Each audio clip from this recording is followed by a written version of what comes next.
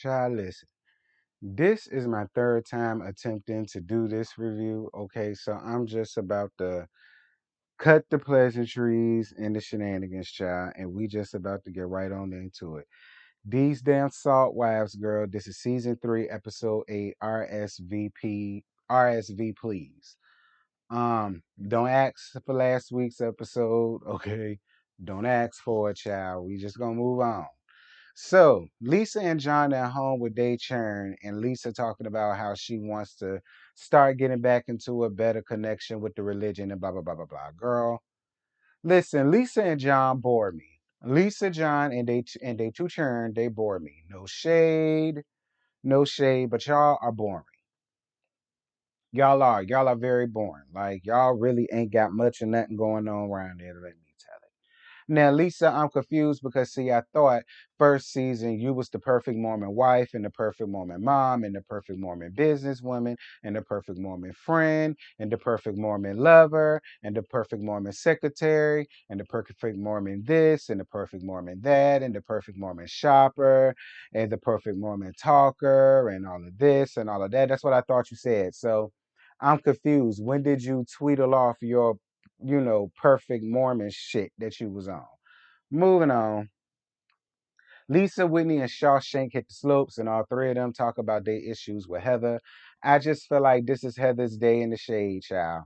That's what this is, Heather. Heather, this is the time where everybody's going to gang up on you. It happens to everybody in the season, and this is just your season, friend. Just calling it for what it is. We've been doing this with reality TV for a long time now. That's all this is. Now, I'm just saying, friend. Moving on. Um,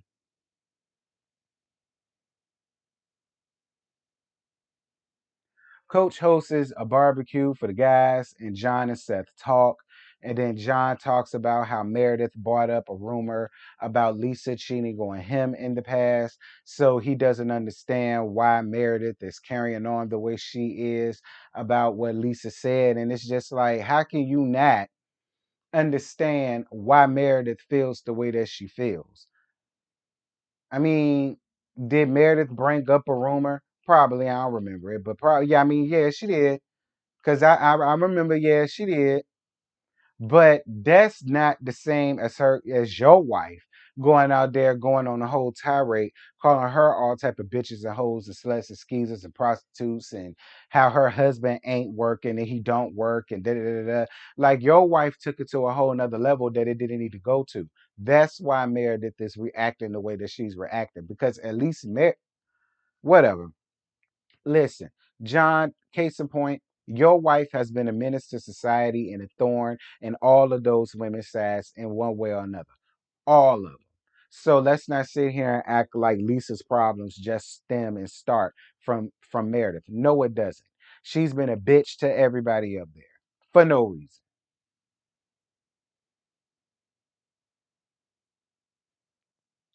Coach hosts. Oh no, I already said that. Coach shares his feelings about Shawshank finna go down to the Stony Lonesome for stealing all of these old people money.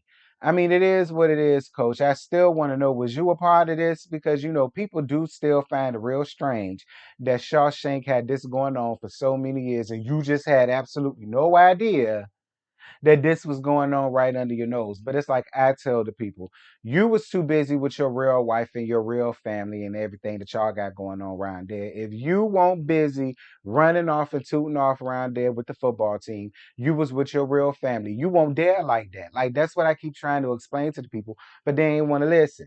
Moving on. Meredith at home with her sister Myra from Chicago. And that's how both of them talk. If don't nobody can tell that they related and that they sisters, let them talk and hear them talk. Dear God Almighty. They talk about Alex's mental health um, status and how it can be up and down, but he's getting a lot better, which is good. As long as y'all stand on him and making him feel comfortable to come to y'all to tell y'all things if he's feeling any type of way or feeling off balance or his chakras is off or whatever, you know, just as long as y'all keep him cool and safe and serene, he gonna be all right. Meredith saying that at least Whitney is still saying that she started the rumors about Lisa. Um, Whitney, I'm beginning not to like you. Straight up. Like I'm straight up beginning not to like you, Whitney, because you playing a real dangerous game. And it's funny at how you done finally decided for whatever reason to align yourself with Lisa, the person who all but came up here and called you all type of hoes and sluts and skeezers and tramps and floozies and cum buckets and yeah. Well, how you met your husband Justin. And the gag is, listen, that's what we call you around here on the streets. That's the real gag, Whitney. She all but called you all of that. And you still sitting up here trying to align yourself with her. For what? Look at how she did her real good best friend of 10 years, Meredith. Look at how she did her. And that's still the person that you want to align yourself with because you're on this spiritual awakening and this true shit that you want to be on, and you trying to drag everybody else down with you in your effort to clear yourself and to make your conscience good. You dragging everybody else down and mad because they don't want to be on the ride for you. Girl, that's your spiritual journey to enlightenment and truth and clearing your conscience. That's your shit, not theirs.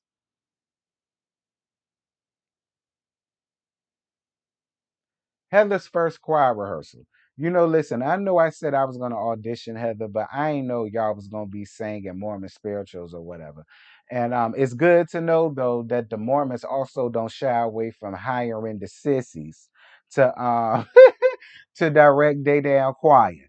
It's good to know that it's not just us black folk that hire all of the sissies to direct their choir and how they choir right for Sunday morning, child. We see that people don't shy away from that. Well, hey, I guess.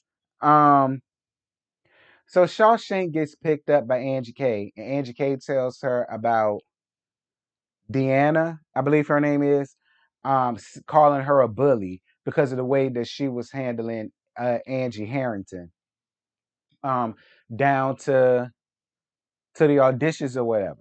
But I'm gonna tell you something, Shawshank. Yeah, that woman don't know you, but so what? She see you for your works already, like me.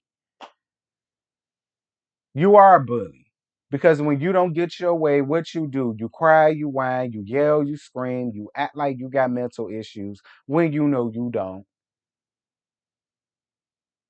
Like, I mean, it was just ridiculous at how, and don't get me wrong, Angie, you was Harrington, I'm Angie Harrington, I'm talking about, you was very aware of what was going on. Very aware of what was going on. You knew what Chris had going on with the page. You knew what he was finna do. You knew that he was finna create it. You did, Angie. I'm gonna be honest. I don't see how the hell you wouldn't have known. Much like I don't see how the hell Coach wouldn't have known what was going on down at that house, even though, but, but you knew Angie, but Angie already gave you a damn apology, Shawshank. So I don't know what more you wanted. And then for two, listen, you made it easy for somebody to come around there and use you as a conduit to get the Lisa's ass. You did. So, girl, when it comes to your feelings, fuck them. Anyway, Lisa wants to talk to Heather during the damn rehearsal, and she wants to know if she likes her or not, and all of the rest of this stuff. And Heather's whole thing is, listen, we could get past this if you could just admit that you hurt me when you sat up there and posted my dad's obit or program or whatever, just to prove your point. There were better ways for you to prove that I somehow fine. I don't necessarily think that Heather is a liar. I just feel like it was a bunch of miscommunication that can easily just be talked about if y'all just talk about it. But the thing about it is, you can't talk about it because Lisa will not take ownership in the part that she plays in anything. Lisa feels like she's always the one in the right. She's never the one in the wrong, and everybody else is just doing things to her. And it's just ridiculous to me. The only thing Lisa had to do was say, listen, Heather, I understand your feelings, friend. I do. There were other ways that I could have went about that. For that, my bad. I apologize for that. I could have proved my point in other ways. Like she can't even do that. And Whitney, this is the broad that you clamoring to align yourself with. My thing about it is, Lisa, if you know it's a lie, then I'm not understanding what all of this is for. If you did not slob on knobs, sucking dick for courtside jazz seats, then I'm not understanding why it has to even be all of that. And I'm not even understanding why, if it came by way of Angie Harrington, then I'm not understanding why all of this is even going to fuck on. Because from what it sounds like, Angie was the one that came up with the rumor and brought it to brought it to Whitney and Heather. But Heather didn't do anything with it. So I'm not even understanding why.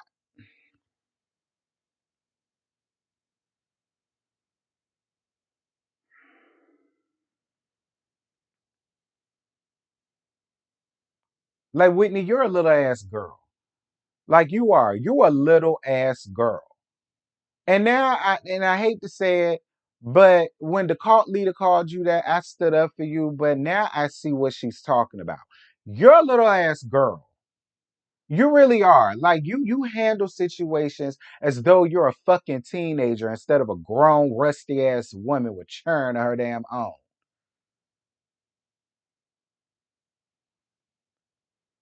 So, anywho, Angie Harrington apologizes to Shawshank again for what happened, and Angie agrees to have Chris apologize in public. But for what? For what? Shawshank ain't owed no damn apology. Shawshank put herself and her family in the predicament to be used as a damn conduit. It is what it is. The only person I feel kind of sorry for is Coach, but that's if he ain't had no idea of what Shawshank and her activities around there. I mean, I'm just saying. Um, Lisa bringing up Whitney saying that they were both a part of the conversation about the jazz tickets, and she chose to believe her. But that's my thing, though. Even if they were just a part of it, if it was never brought up, then I'm not understanding why it's a big damn deal. And if it came by way of Angie Harrington, then Lisa, your issues need to be with Angie. Heather won't the one that brought it up. Even if Heather was there, Heather wasn't the one that brought this shit up to the group. So it's like, why are you choosing to not hate Heather for Whitney? Is it because Whitney don't mind licking your ass? Being a goddamn bootlicker? Is that what it is? Like, Whitney, you sitting here saying you're no longer playing along to get along, but that's exactly what the fuck you doing when it come down to Lisa. You playing along to get along. Y'all ain't cool like that. Y'all ain't friends like that. You don't even fucking like her. You don't.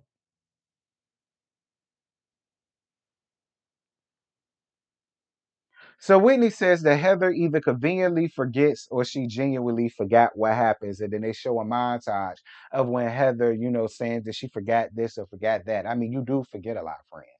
But when it comes to this situation, I mean, you heard about it. It was news, but you didn't believe it. So, it falls on deaf ears. I do that all the time. I hear a lot of tea that a lot of you guys send me and it just stays sitting in my inbox. Just because you send it to me don't mean it has to be brought out by way of me.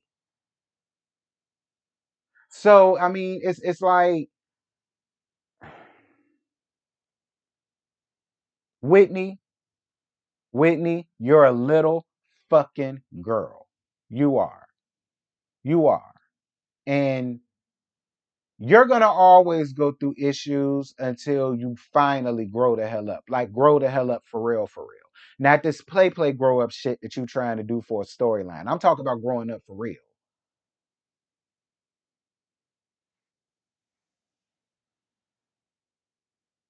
So Meredith and Deanna hang out.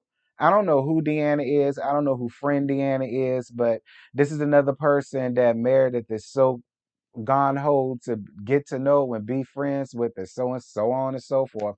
I don't know Deanna, but I'm just gonna see what Deanna got going on because she already got the party started with Shawshank ass. Segueing into Shawshank and Angie K down to the pool. So Shawshank wants to host the trip to San Diego, and Shawshank calls Meredith while Meredith was conveniently with Deanna. And she invites her around there, but then she calls out Deanna for Deanna calling her a bully.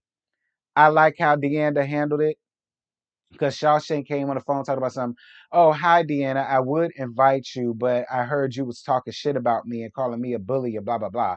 And then you allowed that to completely take you to a place where you didn't need to go. Like you didn't even want to film for the goddamn scene. You jumped up out the pool on another, proving Deanna's point. Angie K is sitting there like, yo, it's not even that big of a deal. Can you just come back into the pool? Like you're allowing that to ruin your whole damn day. And you do that a lot. And you wonder why people think that you're a bully or feel that you're a bully, because you do that a lot. That's exactly what Deanna was talking about. You couldn't even have a damn conversation.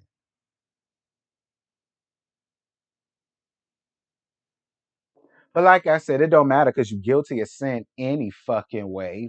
I mean, hey, it just is what it is. Anyway, y'all, that's it. That's all I got. I ain't got no more.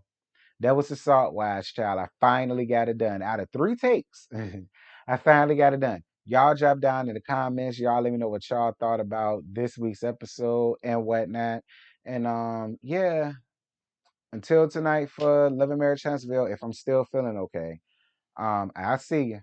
Bye.